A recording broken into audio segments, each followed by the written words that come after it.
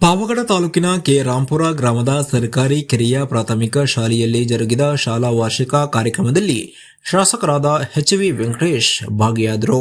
ಶಾಲಾ ಆಡಳಿತ ಮಂಡಳಿ ವತಿಯಿಂದ ಶಾಸಕರಿಗೆ ಸನ್ಮಾನ ಮಾಡಲಾಯಿತು. ಇದೇ ವೇಳೆ ಶಾಸಕರು ಮತ್ತು ಸ್ವಾಮಿ ಜಪಾನಂದ ಮಹಾರಾಜ್ ಇವರು ಅದೇ ಗ್ರಾಮದಲ್ಲಿ ರಾಮಕೃಷ್ಣ ಸೇವಾಶ್ರಮದ ವತಿಯಿಂದ ಗೋಪಾಲಕರಿಗೆ ಮೇವು ವಿತರಣೆ ಮಾಡಿದರು. ಮಾಜಿ ಸಚಿವರಾದ ವೆಂಕಟರಮಣಪ್ಪ ಇವರ ಅವಧಿಯಲ್ಲಿ ಮಂಜೂರಾಗಿದ್ದ ಶಾಲಾ ಕೊಠಡಿಯು ಕಾಮಗಾರಿ ಮುಕ್ತಾಯ ನಂತರ ಇದೀಗ ಕೊಠಡಿ ಮತ್ತು ಅಡುಗೆ ಕೋಣೆಯನ್ನು ಉದ್ಘಾಟನೆ ಮಾಡಲಾಯಿತು.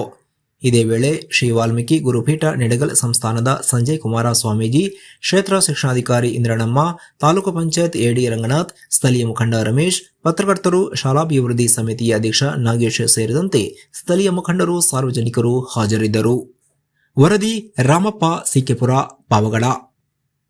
ಕೇರಾಪುರ ಅಂದ್ರೆ ನಮ್ಮ ತಂದೆಯವರಿಗಂತೂ ಅದು ವಿಶೇಷವಾದ ಅಭಿಮಾನ ಈ ಊರ ಮೇಲೆ.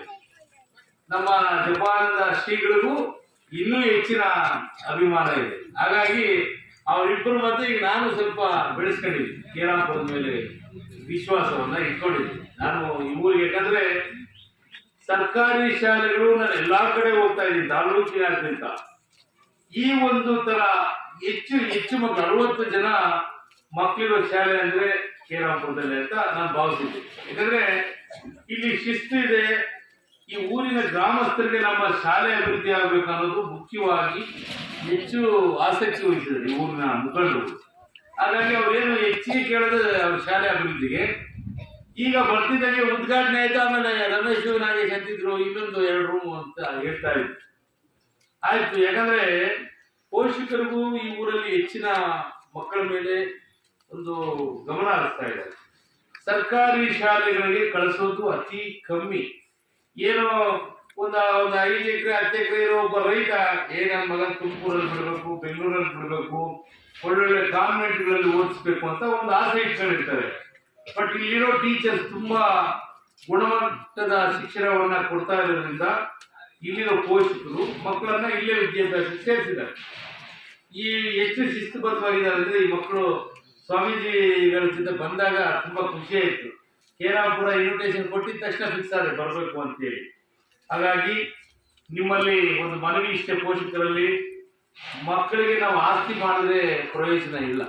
ಎಷ್ಟೇ ದುಡ್ಡು ಸಂಪಾದನೆ ಮಾಡಿದ್ರು, ಆಸ್ತಿ ಮಾಡಿದ್ರು, ಮಟ್ಟ ಇಸ್ಬಿಟ್ಟು ಇನ್ನ ಬೇರೆ ಬೇರೆ ದುಶ್ಚಟಗಳಿಗೆ ಬಲಿಯಾಗ್ಬಿಡ್ತಾರೆ ಮಕ್ಕಳು.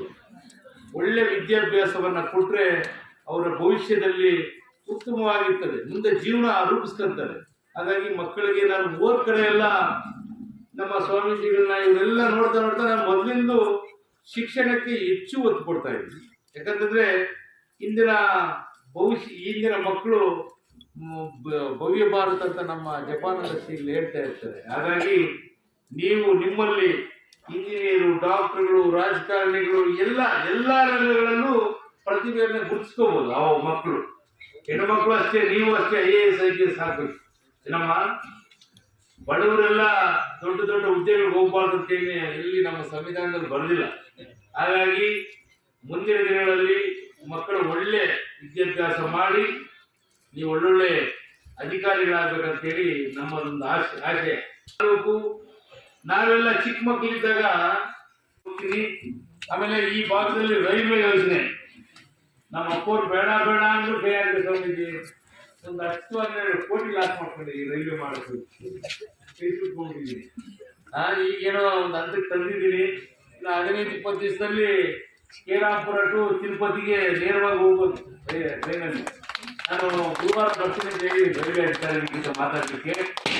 ಹೆಚ್ಚಿನದಾಗಿ ಅಭಿವೃದ್ಧಿ ಪರ ನಾನು ಜಗಳ ಆಗ್ತಾ ಇದ್ದೀನಿ. ನಮ್ಮ ಸರ್ಕಾರದ ಜೊತೆ ನಿರಂತರ ಅವರು ಗ್ಯಾರಂಟಿಗಳು ಕೊಟ್ಟಿರೋದ್ರಿಂದ ಅನುದಾನ ಕಮ್ಮಿ ಕೊಟ್ಟು 20 ಎಲ್ಲಾ ಇಲಾಖೆಯಲ್ಲೂ 5 ಕೋಟಿ 10 ಕೋಟಿ ಹಿಂಸೆ ಮಾಡಿ ಒಂದು 70 ಕೋಟಿ ತಂದಿದ್ದೀನಿ. ಮುಂದಿನ ದಿನಗಳಲ್ಲಿ ಮಾರ್ಚ್ ಕಳೆದ ನಂತರ ಒಂದು 100-150 ಕೋಟಿ ಹಣವನ್ನ ಡಿಮ್ಯಾಂಡ್ ಮಾಡಿದ್ರೆ ಕೊಟ್ಟಿರೋದು ಒಪ್ಕೊಂಡಿದ್ದಾರೆ. ನನ್ನ ಒಂದೇ ಒಂದು ಕನಸೇನಂದ್ರೆ ಪಾವಗಡ ರಿಂಗ್ ರಸ್ತೆಗೆ ಹೆಚ್ಚಿನ ಬೇಡಿಕೆ ಇಟ್ಟಿದ್ದೆ. ಮೊನ್ನೆ ಬಡ್ಜೆಟ್ ಅಲ್ಲಿ ಕೊಡ್ಬೇಕಿತ್ತು. CM ಅವ್ರ ಹತ್ರ ಹೇಳಿದೆ, ಬೇಜಾರಾಗಿದೆ ಈ ವಿಷಯದಲ್ಲಿ, ಏನೋ ಬಡ್ಜೆಟ್ ಅಲ್ಲೇ ಸೇರಿಸ್ತೀರ ಅಂದ್ಕೊಂಡೆ. ಅಂದ್ರೆ ಈಗ ಮುಂದಿನ ಇದರಲ್ಲಿ ಮಾರ್ಚ್ ಕಳೆದ ಮೇಲೆ ರಿಂಗ್ ರಸ್ತೆ ಅವಕಾಶ ಮಾಡಿಕೊಡ್ತೀವಿ ಅಂತ ಹೇಳಿದ್ದಾರೆ. ಮೊನ್ನೆ ಪಾವಗಡ ಮುನ್ಸಿಪಲ್ ಮೀಟಿಂಗ್ ಅಲ್ಲಿ ಬಡವರಿಗೆ ಇನ್ನ ಸುಂಕ ವಸೂಲಿ ಮಾಡ್ತಾ ಇದ್ರು. ಈ ಬಡವರು ವ್ಯಾಪಾರಸ್ಥರು ಪಾಪ ಈ ತರಕಾರಿ ಎಲೆ ವ್ಯಾಪಾರ ತಳ್ಳೋ ಗಾಡಿಗಳಲ್ಲಿ ವ್ಯಾಪಾರ ಮಾಡೋರು ತುಂಬಾ ಕಷ್ಟ ಕೊಟ್ಟಿರೋರು. ಯಾರು ಈ ವಸೂಲಾತಿ ಹೋಗೋದು 150, 200 ರೂಪಾಯಿ, 250 ವಸೂಲಿ ಮಾಡ್ತಾ ಇದ್ರು. ಅದಕ್ಕೋಸ್ಕರ ಮೊನ್ನೆ ನಾನು AC ಅವರ ಅಧ್ಯಕ್ಷತೆ ಮೀಟಿಂಗ್ ಅಲ್ಲಿ ಸುಂಕ ವಸೂಲಿ ಯಾರು ಮಾಡಬಾರ್ದು, ಯಾಕಂದ್ರೆ ಭೀಕರ ಬರಗಾಲ, ಮಳೆ ಇಲ್ಲ, ಬಡತನ ಜಾಸ್ತಿ ಆಗಿರೋದ್ರಿಂದ ಯಾರು ಸುಂಕ ಕಟ್ಟೋಂಗಿಲ್ಲ ಅಂತೇಳಿ ಮೊನ್ನೆ ಮೀಟಿಂಗ್ ಅಲ್ಲಿ ರೆಸಲ್ಯೂಷನ್ ಮಾಡಿದ್ವಿ, ಬಡವರು ಅನುಕೂಲ ಆಗಲಿ ಅಂತೇಳಿ. ಈ ವಿಷಯ ಯಾರು ಪ್ರಸ್ತಾಪನೆ ಮಾಡಿರ್ಲಿಲ್ಲ ನನ್ನ ಹತ್ರ.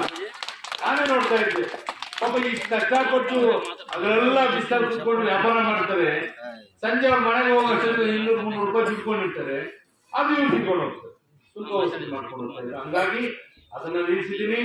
ಅತಿ ಶೀಘ್ರದಲ್ಲೇ ಮೊನ್ನೆ ರೆಸಲ್ಯೂಷನ್ ಮಾಡಿದ್ವಿ. ನಮ್ಮ ಹಳೆ ಸಂತೆ ಮೈದಾನ ಏನಿತ್ತು ಪಾವಗಡದಲ್ಲಿ, ಅದನ್ನ KSRTC ಬಸ್ ಸ್ಟ್ಯಾಂಡ್ ಮಾಡ್ಬೇಕಂತೇಳಿ ಮೊನ್ನೆ ರೆಸಲ್ಯೂಷನ್ ಅಲ್ಲಿ ಪಾಸ್ ಮಾಡಿದ್ದೀವಿ. ಅತಿ ಶೀಘ್ರದಲ್ಲೇ ಮಾನ್ಯ ಸಾರಿಗೆ ಸಚಿವರ ಹತ್ರ ಮಾತಾಡಿದ್ದೀನಿ, ನಿಗಮದ ಅಧ್ಯಕ್ಷರು ನಮ್ಮ ಸ್ನೇಹಿತರಾದಂಥ ವಾಸು ಅವರ ಹತ್ರ ಮಾತಾಡಿದ್ದೀನಿ. ಅತಿ ಶೀಘ್ರದಲ್ಲೇ ಪಾವಗಡದಲ್ಲಿ KSRTC ಬಸ್ ನಿಲ್ದಾಣವನ್ನು ಮಾಡಬೇಕು ಅಂತ ನಿರ್ಧಾರ ಮಾಡಿದ್ದೀನಿ, ಮಾಡ್ತೀನಿ ಅಂತ ಹೇಳ್ತಾ ಮುಂದಿನ ದಿನಗಳಲ್ಲಿ ಹೆಚ್ಚಿನ ಅಭಿವೃದ್ಧಿಗೆ ನಿಮ್ಮೂರಿಗೆ ಹೆಚ್ಚಿನ ಅಭಿವೃದ್ಧಿಗೆ ಒತ್ತು ಕೊಡ್ತೀನಿ. ಮೊನ್ನೆನೂ ಸಹ ಲೋನ್ ಹಾಕೊಟ್ಟಿದ್ದೀನಪ್ಪ, ಆಮೇಲೆ